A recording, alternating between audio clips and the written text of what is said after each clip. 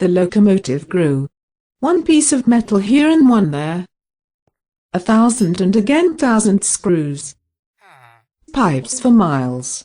Valves, levers and screws yet again. But it went slowly. It was no more than 17 days left until Christmas. Sonny was worried. Samuel and Susanna did help from time to time, but they were quite clumsy and lay mostly on the floor and looking for screws they had dropped. Susanna was also worried, but it was for a completely different thing. Her big gingerbread dough didn't want to ferment. She had put a giant dough inside the kiosk, under the shelves with newspapers and books. She had added yeast, but the dough didn't move a bit. Didn't want to grow an inch. It was grumpy and stubborn and didn't behave at all, as a well-behaved gingerbread dough should behave. With tears in her throat, she went to Samuel. "What should I do? I have poured lots of yeast into the gingerbread dough, but it don't want to ferment. And now there's no more yeast." "We may send for more yeast," said Samuel and flipped through the train timetable. He was in the middle of an exciting chapter on train connections between Centerville and Witch Creek. There were only 2 trains a week and one went so fast, he got in trouble with the stomach just from reading about it. "Have you thought of that? It's Saturday today. The shops have already closed. And tomorrow they are also closed, because it's Sunday.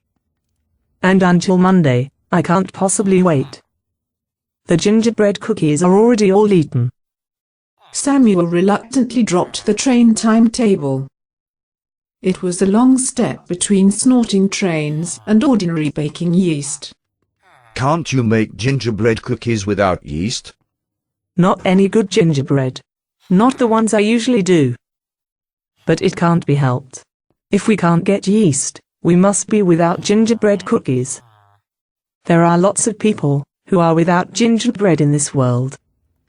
Samuel turned pale under the station master hat. "Centerville without gingerbread, it's like pancakes without syrup. I'll see what I can do about the matter. Sonny usually has 1,000 ideas in his head. But nothing cheeky. No hocus pocus in my dough. Sonny's ideas are quite strange sometimes. Now I go in and cast Advent candles. It is the 2nd of Advent tomorrow." Sonny was just working on a very important screw when Samuel came in. He screwed and didn't answer Samuel's question about gingerbread yeast. "But say something then. I asked you if you knew somewhere to get something that gets a gingerbread dough to ferment." "That's exactly what I am thinking about. So please stop interrupting me." After the 7th screw he had finished thinking. "There's a whole box of fireworks inside the luggage storehouse. Nobody wants to redeem them. Maybe we could." "Well, Sonny, Susanna has forbidden us to put hocus pocus in the dough. It's not possible." "Fireworks aren't hocus pocus. My grandmother used gunpowder and dynamite in her dough when she baked. And boy, what gingerbread she baked. In that sense, Susanna is defeated." Samuel put his forehead in deep, intricate folds. He thought, "But you do understand that Susanna will notice if we put rockets and Russian firecrackers in her dough. She'll never allow that." "She won't notice a thing. She doesn't enter the kiosk until just before the afternoon train arrives. We have a whole hour to fix the dough. Come on." The box of fireworks was quite heavy. They carefully dragged it into the kiosk. Susanna sat inside the station master expedition and was casting candles.